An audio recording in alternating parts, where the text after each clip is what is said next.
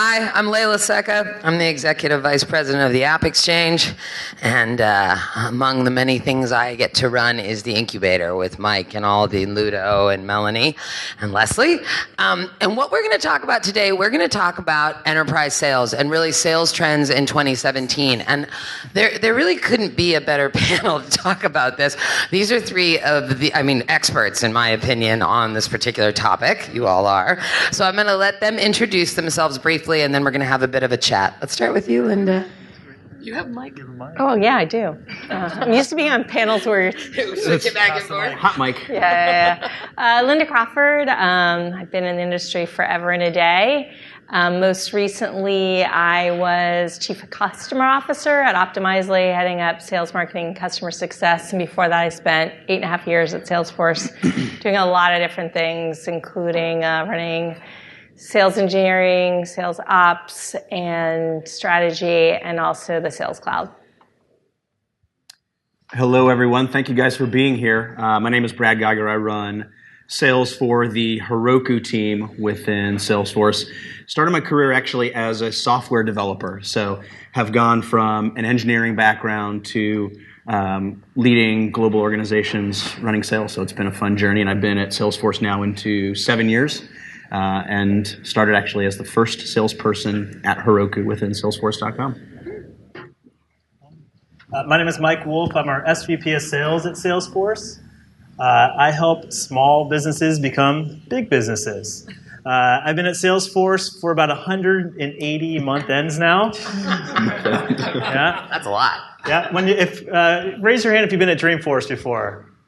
Right, there's a slide that Mark always puts up with the revenue growth of the company. When I started, I'm just being a little modest here. When I started, it was $22 million, and now we're an $8 billion company. I don't want to take credit for it all. Oh, it's all you, Mike. It was all You're you. here, so you can. Yeah. Okay, so as you can tell, we have a panel of people who know their stuff. So I want to just jump right in it. I mean, we all are in enterprise SaaS. We've all done our bits and pieces. What do you think the most interesting trend that's coming in 2017 is, Linda? Let's start with you. I think for enterprise, it's been around last year too, but it's really gaining momentum, is this notion of account-based marketing. So it's the joining up of marketing and sales, having a much closer alignment, using data to predict who your right customers are, finding them faster before the competition. So I think that's something everybody should be taking advantage of. So if you're a smaller company, I totally agree with you, by the way, but if you're a smaller company and you're resource tight, like what's a good way to think about doing account-based marketing and account-based selling and all that? Well, I think you got to look at your website, and you got to have some content that's appealing to the right buyers. So I'd invest in that, and I'd also you got to invest in some data to help you understand who the best potential customers are. So I'd spend a little bit of money on that. Right. Yeah. So to that point on data, and you guys can jump in here too. We're going to talk, right? It's much easier if we just converse. What data metrics do you think are most important for salespeople that are coming out or coming into SaaS or looking? Like you run Heroku. Mike runs a lot of a small business at Salesforce, which is really a giant business at Salesforce. But so you can kind of take it. Heroku tends to be a more technical sale. It can go to enterprise or SMB. Mike's definitely been in the SMB, growing them up to mid-market, and Linda's done everything and definitely has deep experience in the enterprise. So across those three gammets, what metrics? Like when you go to work, what's the first thing you do? You look at Salesforce, of course, but outside of that, what's the next thing you do? Right. So I think there's a few different areas of the business that you're going to want to look at from a metrics perspective. So the first thing is what's going on in terms of hiring. Right? Do we have the right team on the field? What does the recruiting funnel look like for our organization? When we start looking at once you hire people, then what's going on from a readiness and enablement perspective? So how are the people that we're hiring progressing through the learning curve of what we're trying to do? And that's to help put them in more effectively in the shoes of our customers. And then I get into what's going on from a sales perspective, and that's pretty much the bread and butter that I'm sure all of you are familiar with, right? In terms of what's going on from a bookings perspective, how does the pipeline look? How are things looking from an activity perspective? How are things looking if you sell multiple products to your customers? How are things looking across the different the different lines of business that you're selling? Those are some of the things that I look at. Yeah, I think more from a micro perspective, when you think about the customers that are the most impactful for your business, one of the things that we've been able to do within the Heroku team is it's based on their success. What apps are they building? What types of patterns do we see within the data? And using that as context for your salespeople or your salesperson to have value-driven context for outreach, and then wherever you see success in those patterns, that's where you build playbooks. That's where you invest, and that's where you repeat, and that's where you scale. And that really comes down to the point around data. What are you seeing in the data that exists for your early customers? What things can you iterate on? What can you test? Where do you invest? And that's how we've built out the Heroku go-to-market within the Salesforce team, is just understanding the data. How do we empower Mike's organization, Layla's organization with the usage that we see within the platform, and then scaling that out. Anything to add? I'm just maniacally always looking at pipeline and really how things are moving through the funnel. That's my earliest indicator of what the future looks like. I look in the seams a lot, so what's falling through the cracks between the handoffs of a lead into a salesperson's hand, and then on the flip side, what's going on between when a deal closes and customer success. So I really because we all have leaders who are looking kind of in their silos, so I felt like my job was to look in the cracks. And I guess the other thing is competitive. If you say to yourself, I don't have a competitor, I question whether or not you have a market. So who's your competitor, and really, really understand the deals that you're competing with, and what's your unique message, and can your salespeople pitch it? You touched on something really interesting there, Linda, and that, we all run for the sale, right? We're business people. Everyone likes the sale, but really the sale is just the first piece, right? Once you keep getting the customer is great. Keeping the customer is a whole different ball of wax. And for smaller companies that aren't as resourced as, let's say, a Salesforce or an Optimizely or what have you, and to that point of things falling through the crack, what's the best way for those companies to think about the post-sale motion, right? You guys sell the deal and you're off, right? Not really, but in theory. So if you're resource constrained, what advice would you give to these entrepreneurs? You heard from some of them. They're running small companies. They're looking for ways to get further ahead faster. What would you tell them about this particular area? Yeah, so I think especially in the cloud computing space, to be successful, it needs to be the philosophy of everyone that customer success is paramount to the organization's success. Right. And so we always say that the real sale begins once the customer signs and comes on board with us. So I think it's everyone's responsibility to drive customer success. And then, of course, you can layer on CFL resources, right? Customer for life resources, or you can layer in technology to help gauge the health of a customer. But ultimately, it starts with the philosophy that everyone's responsible for customer success. Yeah, I think just to jump on that a little bit, in the early days of Heroku sales, we were resource constrained. We were trying to understand patterns, and the way we motivated our salespeople was the entire customer lifecycle. And the idea, if you're familiar with cloud computing consumption, as much as you use that's tied to the customer's success, you want to tie that to the business's success, is as we'll call it, the online team in Heroku parlance is responsible for that customer from the time they swipe a credit card to the time they're spending however much at scale on the platform. And that entire journey is tied to a single individual from start to hopefully never when they finish, but some level of scale. And obviously you can't grow an entire enterprise sales organization like that, but at least in the early days, you can hire one individuals, maybe two if there's a level of scale, to take someone from zero to wildly successful until you see enough of a pattern that you need to segment the organization.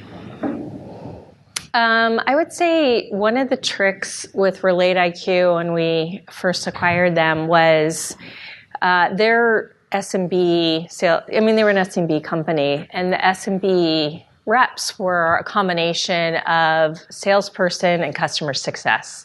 So they didn't use two roles; they used one, and they were, they're getting enough inbound so that they were really there to convert and to get the customer successful. So you could kind of think about that model. Also, if your product's more complicated, I think you could look at blended roles, like could a sales engineer, a services person also maybe play a role of a customer success manager, and how much do you build them and how much do you sort of give it away for free? And then the last thing I'd say is build a community, get your own customers working for you so that you can, get people piling on to make each of them successful. That's a pretty scalable and cost-effective way to grow the institutional knowledge in the ecosystem. I mean, I think our community is the most interesting part of our company. We build great products and we do great marketing, and Dreamforce is really fun and all of that. But the community is actually the interesting piece. How do you do that? How do you make a community? How many people work at your company? 30. Oh, well, you're not a good example. I thought you were going to say like 4 or something. You have a big company. But in general, when you have a smaller company like that and you want to ignite a community, what your sales executives, you leverage that community all the time. How would you go about thinking about doing that as a small company? Any ideas? Yeah. So, I think there's a couple of things. The first is go to where your users, your customers, and your advocates are, and build the grassroots effort of a community there. In full disclosure, I think this was actually a miss that Heroku had, is that our community, if you know our users, and many of you are Heroku users, Salesforce platform users, it was GitHub. And the miss that we had as a business is we didn't parlay that into a Salesforce platform branded community experience for those developers to come to us more proactively and parlay all the goodness that was GitHub or now GitLab or any of those communities. So if I could give anyone a cautionary tale, is go to where your users and your advocates are immediately, find a way to bridge them to the community that you build and curate and foster, and step on the gas as fast as you can. That's great advice. That's great advice. Okay, let's talk about sales motions a little bit. So when you're selling to an SMB, what Linda was just talking about, Relate IQ and sort of the way they did it, there's a much different sales motion when you're selling to a small business versus selling to an enterprise. And because of your association with Salesforce, some of you have even told me you find yourself in these large enterprise deals where you may have in the past been selling in smaller venues. So, talk to us a bit about the different motion when you're selling to a small business versus a medium-sized versus an enterprise, and how these companies need to think about shifting that as they sort of move up the funnel, or they land a couple enterprise and they're more here. What's the best thing? What's the best way for them to kind of approach that? Sure. So I'll kick it off. So I think the first thought is, and Linda, we were talking about this on Friday, and I would encourage everyone to have some type of segmentation strategy versus having a vanilla approach to bringing your product to market. And the reason for that is if it's a vanilla sales approach, what's going to happen is you and your team are going to naturally just migrate to where the larger deals are, and your business has the potential to become very lumpy as a result of that. And maybe the lack of diversification could cause some financial risk to your organization. So I'm big on having a segmentation strategy where you align different market demand generation strategies to the segments. So for me, my small mid-sized business team, we're highly dependent upon our marketing organization to help us drive inbound leads for our team, right? And if you think about the type of account executives that we're hiring, it's typically these are folks who are 2 to 3 who have 2 to 3 years of sales experience. So this is really their first real enterprise selling opportunity. So there's a lot of enablement and readiness that we invest in to try to make that successful when they're talking with you, to try to make it so when they're having conversations with you, they understand how to put themselves in your shoes. So I think that's the first piece of it. In terms of the selling motion, it is different from selling to an enterprise organization. And I think, again, that's why you want to have a segmentation strategy. And the differences primarily revolve around the type of decision-making process, right? We know in a large enterprise company, those decision-making processes can take months or even years for a company to make a decision. The layers of people that you have to work through and the spheres of influence that you need to influence to drive a decision in an enterprise organization is pretty cumbersome. And then you just think about the whole the purchasing process. So you might have an enterprise who makes a decision, and then you're off to procurement now, who spends 3 to 6 months to fund the decision that's been made. And in the small business space, what we found is that you're typically selling to either the founder or one of the heads of lines of business, which is fantastic. There's very specific steps of a sales cycle in terms of a discovery-based sales cycle, in terms of running discovery, validating the solution, managing resources, and helping the customer make a decision. Again, I think if you have this vanilla sales approach, you run the risk of missing that part of the business that you could be successful in. Linda, Brad, more? I would just say really, really think about what you can digest.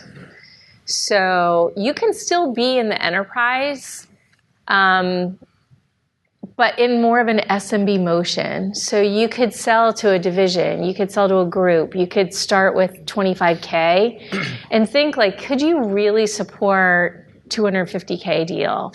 And especially if you're thinking about, annual deal, multi-year, the customer is going to think, I'm not doing a $100K deal with you if it's 3 years. I'm doing 300. Their expectation of 300 is, how am I going to support that 300K deal? So do you have the right partners? I would be really concerned about that. How are they going to be successful?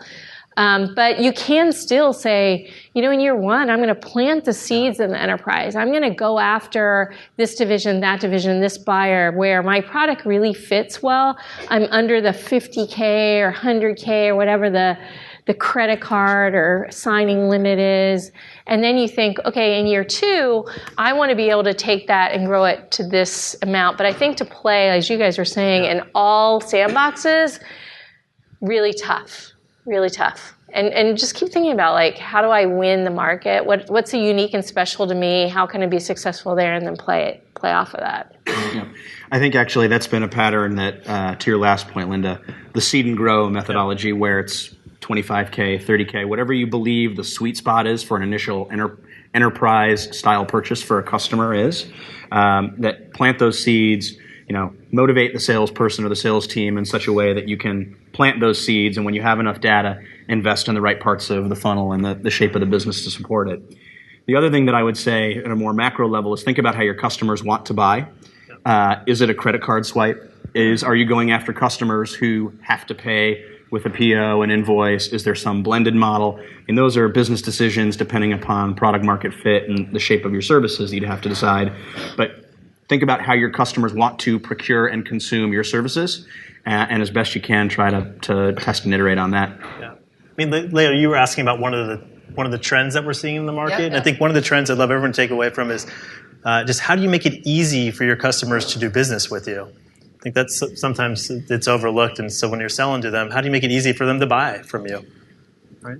Absolutely. So, to this point, just on segmentation a little bit longer, because I think this is where people get tripped up a lot. I know at Salesforce, Linda set segmentation for us for many years, but it took us a long time to figure out how we wanted to divide the sales market. We sort of knew we had a run rate business in this, but when do you know it's time to bust open a segment? When you might be dabbling and you have people there, but when of course there's interest, but is there some inflection point in the sales cycle where you start to realize that you're getting yanked into bigger deals, or ideally, or is it just kind of naturally happen? Is there a way to influence that? I guess is my main question. I'd love to hear Linda's point of view on this. Yeah, I think great story at Optimizely. When I joined a year ago, the average deal size was $1,000 a month, and immediately it was we are just saying no to anything that's less than $2,000 a month. Pretty quickly, we saw the deals get to $100K, and by the end of the year, we did our first $1 million deal. And we had our first $1 million customer about a month before that. So now the deals are somewhere, the larger ones are somewhere between $250,000 to $1 million, and some of it was just asking for more money. That's a good tip. But you have to have product. You have to have a differentiated product. If you have a commodity product, you can't do it. So our A/B testing product was pretty commoditized. We were the best, but still. But when we came out with this server-side testing product, we could command much more. And then we also released a bunch of products. We have a portfolio, so you kind of need to know. And I would just test it. You might get a couple of doors shut on you, but you should try to, push for more. So on that point, how do you do that? You just decide that the average deal size is not going to accept anything under. I mean, I know how we do, but it's just. What do you say to the sales rep? You got to get your messaging down, right? Like, I mean, for me, when I came in, I was like, what makes us unique and special? And we went through a whole rebranding, repositioning, and we kind of landed on this experimentation platform, Experiment Everywhere, which was a whole different conversation we could have with an executive. Like if you go walk in and go like, let's talk about A/B testing, people are like, oh God, there's a guy like way in the corner in the basement. But if you say, our company allows you to experiment everywhere, drive innovation, then you can go have great. We were like talking to CEOs because that was an open-ended question. So I'd really work on how do you have a conversation with it. I would work on your executive messaging. It doesn't have to be your messaging on your website, but if you want to go there, and you want to do a big enterprise deal, you better have a message for executives. Yeah, and it sounds a little cliche, but sell to value. How much is it worth to you, right? If you're talking to a customer that this solves $1 million problem for them, and you're going to charge them $50,000 for your solution, you're probably leaving some value on the table that you could collect in terms of revenue. And it's a very simple kind of cliche formula, but that's it, right? And if you find motivated salespeople, I love when we talk to sales candidates and they say, "Oh, you could totally sell it for more." Like, yes, you're not hired yet, but I like what you're saying. Anything else to add, Mike? I would just say when you're thinking about segmentation, try to keep it as simple and straightforward as possible. So at Salesforce, we segment based upon employee size. That's the way it's been since Carter and I started this, more than 14 years ago. Those employee bands have changed over the years as the number of customers have grown and the complexity and breadth of the product set has grown. And the other area that we've grown tremendously in the last, let's call it 5 years, has been in terms of verticals. Right, it's all about how do you have a relevant, repeatable conversation with, the execs that you're talking to, and those are the two ways I would think of it. Okay, so we're almost out of time, but I want each one of you to give, what's your best piece of advice? You've also bajillions dollars worth of software in SaaS in your lifetime. Look at this audience of wonderful people all about to do exactly what you did and make themselves uber rich. What is the one piece of awesome advice you have for them? Mike, you start. I'll start off. All right. I think the one trend that I see when I have the opportunity to sit down with executives like yourselves and founders like yourselves is I sense a lack of alignment amongst the teams. And I think one of the early tips that I learned at Salesforce was the importance of alignment and transparency around what it is that we're trying to do as an organization. And Mark and Parker and the founding team leveraged a tool called the V2 Mom, which is our prioritization tool, right? And literally every employee in the company has a V2 Mom. The V2 Mom is all about, all right, what's our vision, right? What are our values? What are our methods, our obstacles, and our metrics?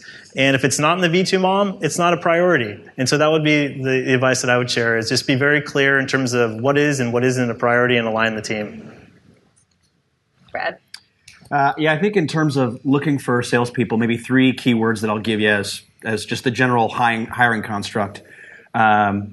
Look for individuals who have customer empathy and put that paramount, that have a passion for what you're trying to do, both delivering customer value and the dent that you're trying to make in the universe, and are generally inquisitive and ask a lot of questions. Those 3 things.